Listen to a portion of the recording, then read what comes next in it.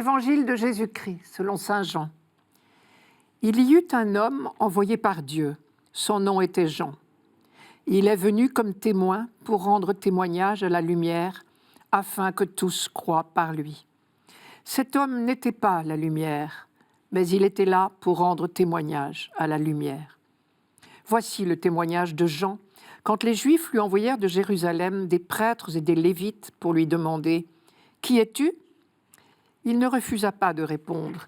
Il déclara ouvertement « Je ne suis pas le Christ ». Ils lui demandèrent « Alors qu'en est-il ? Es-tu le prophète Élie ?»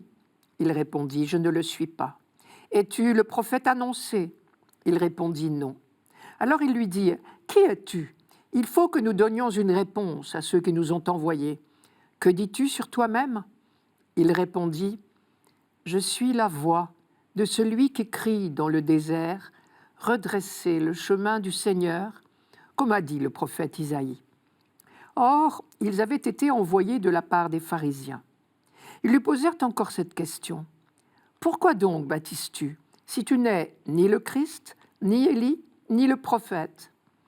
Jean leur répondit, « Moi, je baptise dans l'eau, mais au milieu de vous se tient celui que vous ne connaissez pas. C'est lui qui vient derrière moi, et je ne suis pas digne de délier la courroie de sa sandale. » Cela s'est passé à Béthanie, de l'autre côté du Jourdain, à l'endroit où Jean baptisait. Les questions posées à Jean-Baptiste reflètent bien l'état d'esprit qui régnait en Israël au moment de la venue du Christ. Visiblement, on attendait le Messie de façon très prochaine. Et dans certains milieux, au moins, cette attente était devenue une impatience, si bien que dans les dernières décennies, avant la venue du Christ, on a cru plusieurs fois le reconnaître enfin. Et de toute évidence, Jean-Baptiste jouissait d'une réputation telle qu'on s'est posé la question à son sujet. Tout le monde attendait, oui, mais tout le monde n'attendait pas la même chose ou le même personnage. Et c'est pour cela que les questions se bousculent. Es-tu le Messie lui-même ? Ou bien Élie ? Ou bien encore le prophète annoncé ? Car les promesses de l'Ancien Testament alimentaient l'espérance et l'impatience, mais elles n'étaient pas très claires. Certains s'appuyaient en particulier sur les derniers versets du prophète Malachie. Je vous les rappelle. « Voici que je vais vous envoyer Élie, le prophète, avant que vienne le jour du Seigneur, jour grand et redoutable. Il ramènera le cœur des pères vers leurs fils et le cœur des fils vers leurs pères. » Il y avait aussi, dans le livre du Deutéronome, cette promesse. Je cite là, « Dieu dit à Moïse, je ferai se lever au milieu de leurs frères un prophète comme toi. Je mettrai dans sa bouche mes paroles, et il leur dira tout ce que je lui prescrirai. » Très certainement, cette promesse était considérée comme l'une des annonces du Messie. Mais s'appliquait-elle à Jean-Baptiste ? À toutes ces questions, es-tu le Messie ? Es-tu Élie ? Es-tu le prophète annoncé ? Jean-Baptiste répond par la négative. Il n'est ni le Messie, ni Élie, ni le prophète annoncé, au sens de nouveau Moïse. Il n'est qu'une simple voix. Quand il parle de sa mission, il ne se réfère ni à Malachie, ni au Deutéronome, mais à Isaïe. « Je suis la voix qui crie dans le désert, redressez le chemin du Seigneur », comme a dit le prophète Isaïe.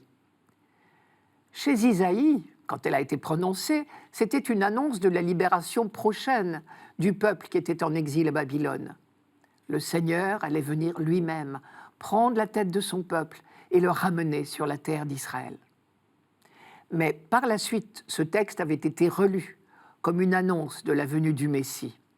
Et c'est bien dans ce sens que Jean-Baptiste le cite.